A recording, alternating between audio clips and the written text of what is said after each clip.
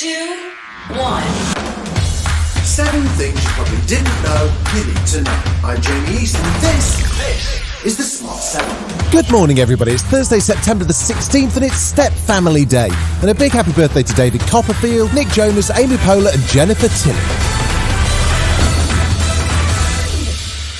It's been almost 18 months since Boris Johnson shuffled his cabinet, and Wednesday afternoon saw a pretty major shake-up as things returned to politics as normal.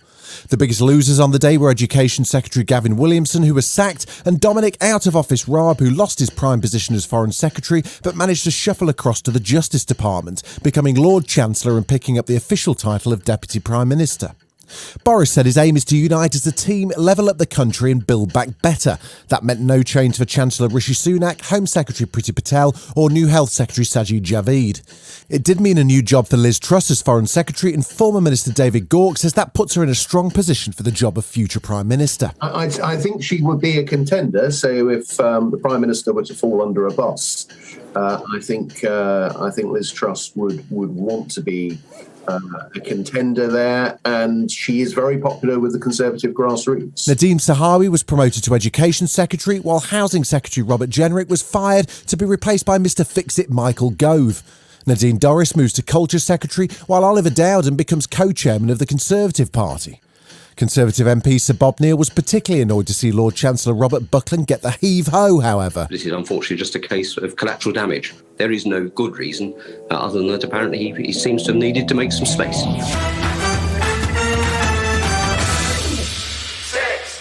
There were 30,597 new cases of COVID-19 yesterday and 201 additional deaths.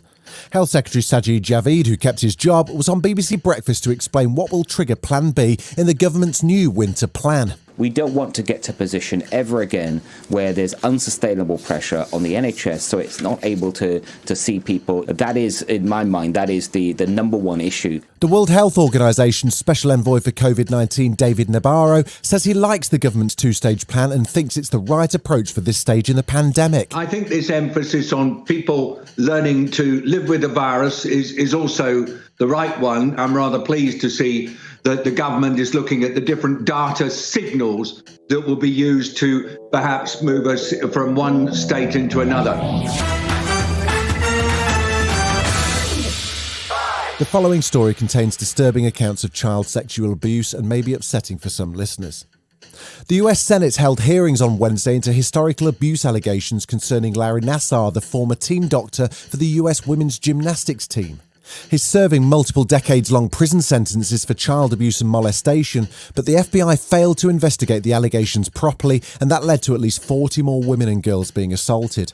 Gold medal gymnast Simone Biles testified and found it difficult to express the pain she'd endured.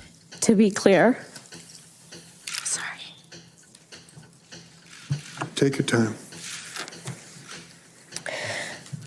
To be clear, I blame Larry Nassar, and I also blame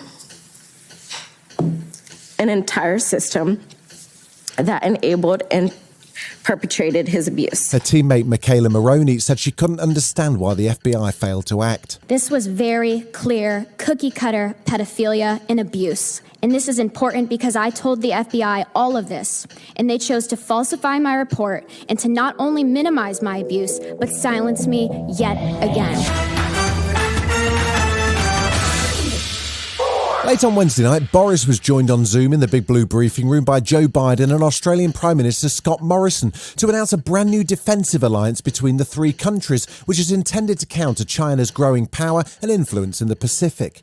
It's to be known as AUKUS. Yeah, AUKUS. And Boris got straight to work with a slightly AUKUS moment as he described how the UK and the US will assist Australia in strengthening its defensive capabilities. The first task of this partnership will be to help Australia acquire a fleet of nuclear-powered submarines, emphasising, of course, that powered by nuclear reactors, not armed with nuclear weapons. Still to come on the Smart 7, SpiderMan intrigue with Andrew Garfield and imagine a world without men. Right after this.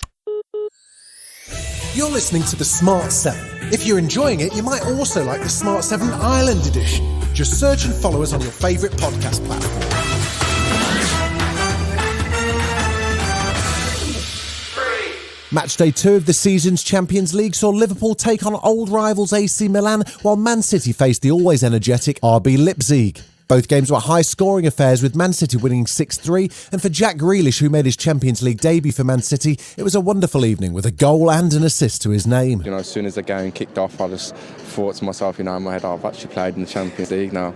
And before with the music and everything, it was so nice. And yeah, obviously the game, it just topped it all off. Jurgen Klopp equally enjoyed Liverpool's 3-2 win. Yeah, it was spectacular. Again, European night at Anfield, I love it.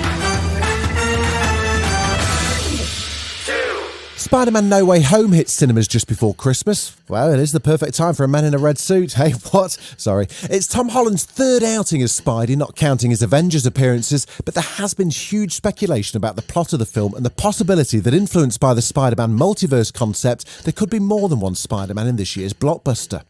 Former Spider-Man Andrew Garfield was on with Jimmy Fallon, and he really struggled with the question about whether or not he might make an appearance. There's a photo going around on the internet of you and Tobey Maguire on the set of SpiderMan. Wow, I'm not sure about that.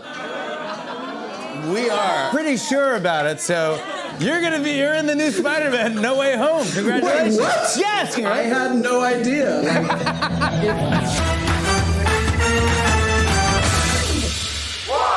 Ladies, imagine a world without men. Well, almost without men. In fact, there's only one. Why the Last Man is a new post-apocalyptic TV series which comes to Disney Plus next week, and it's set in a world where all the men have died off, leaving women in charge. And it's not going particularly well. Madam President, power plants will start to shut down. Which city? All of them. Somewhere is the answer to how this all happened and how we fix it. They are hungry. Angry.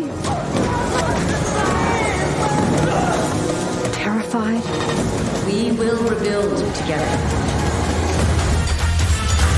This has been The Smart 7. Wherever you're listening, do us a favour and hit the follow button. We'll be back tomorrow at 7 a.m. Have a great day. Written, produced and published by Daft Doris.